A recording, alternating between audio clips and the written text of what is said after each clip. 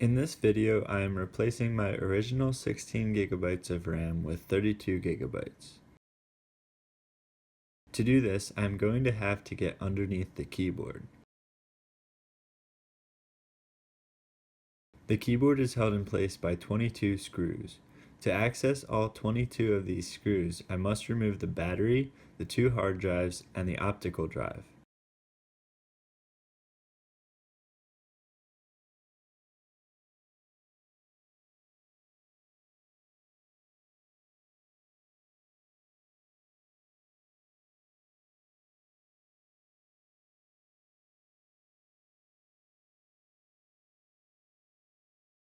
Now I need to remove all of the screws circled in red.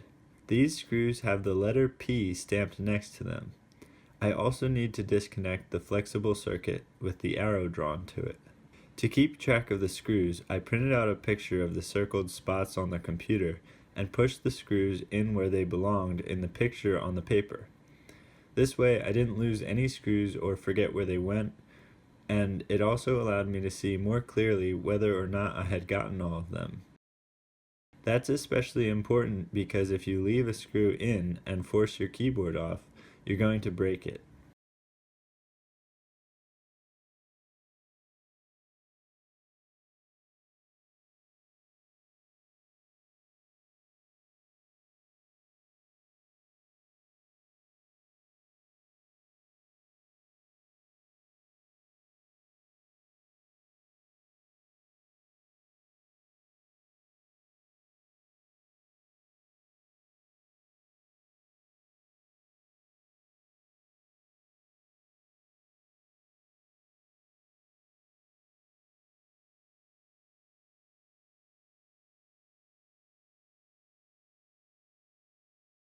You have to pull around all of the sides like this to get the keyboard off. There is no sound in this video because my neighbors above me were having a party and the sound in the room was just obnoxious.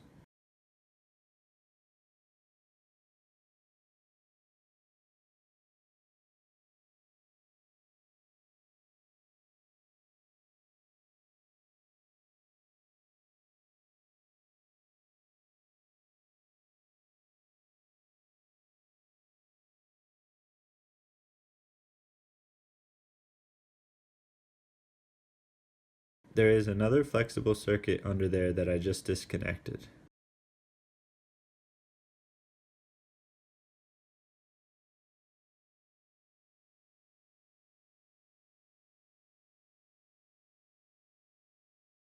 This is what it looks like under the keyboard. Here's your mini SATA drive slot.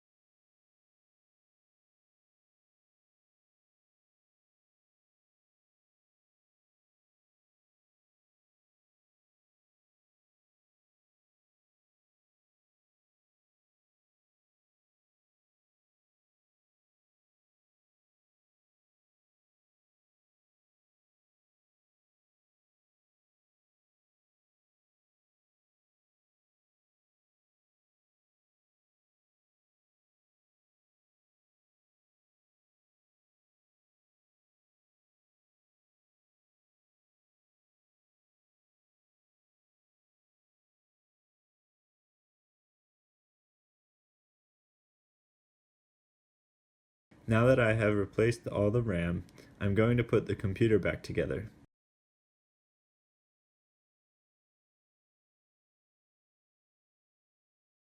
Here you can see the second flexible circuit I mentioned earlier. Mine is a bit damaged from the first time I took the laptop apart and didn't know what I was doing. This is why you might notice me spending a little extra time trying to put it back together.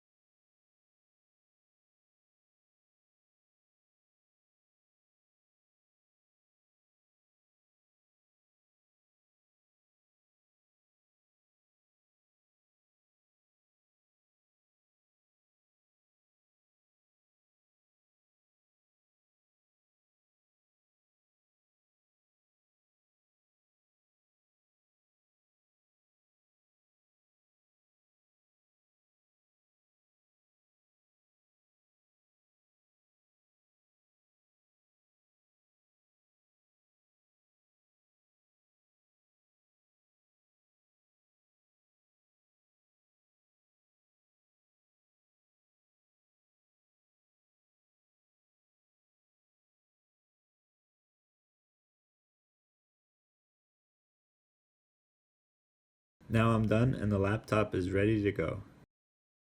It took a few extra seconds for anything to display on the monitor after I pressed the power button. This only happened the first time I booted up the computer after changing the hardware, and it also happened after I replaced my processor, so I think it is normal, and it hasn't happened since installing the RAM. Thank you for watching this video, and good luck installing your own RAM.